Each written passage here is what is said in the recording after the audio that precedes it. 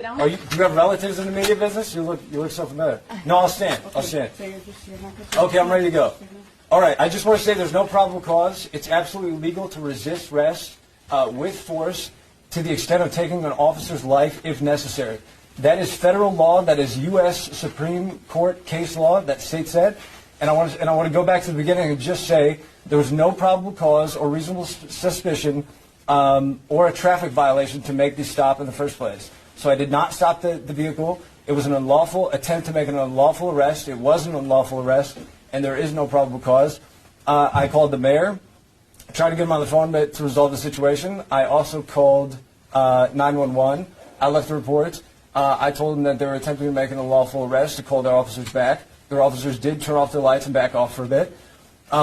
Your perceived freedom's more important than the potential lives of other people. Now, I wasn't really speeding. I got a speeding ticket. 115 miles an hour is speeding. When was that 115? That's where you were clocked. Clocked where? When? Probably on the highways. Clocked on the highways? You know, it's in the have you seen the police reports? Excuse me, can I get water? Does anyone have, can I get a cup of water here? Not until you get back into your housing unit.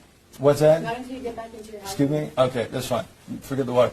All right, one last thing. I just want to say there's also a speeding ticket in there for over 85 miles an hour. If you review the video footage on the highway, I was hardly speeding, just driving along. But then you stated that they were trying to pull you over for an illegal lane change. Right, which never happened.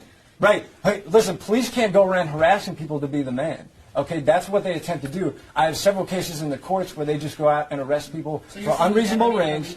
And this is exactly, it never happened. Where's the dash cam of the illegal lane change on the highway? Police to the 911 operator, it was on the message. They should pull that and make it public. Here's my verbal consent.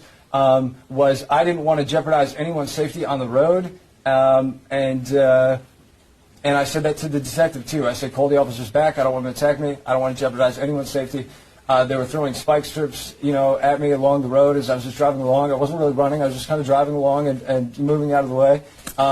Anyways, and then I drove back to the college. I'm currently enrolled as an ASU student. I take a couple filmmaking courses. I am a filmmaking major.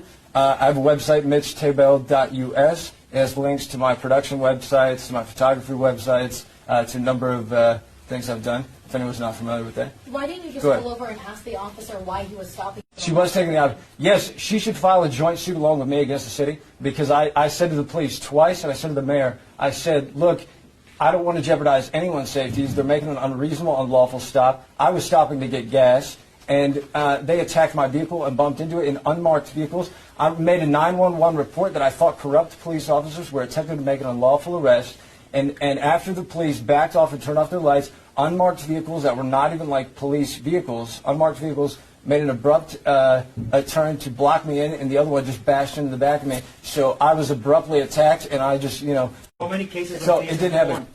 What's that? How many cases like this have you won? Your suits. He's- How many? Okay, that's it. We're wrapped up today. So Ladies and gentlemen, thank you very much for coming. We're I'm out of here. Hey, Come on, don't come on, work. here we go. Why did you-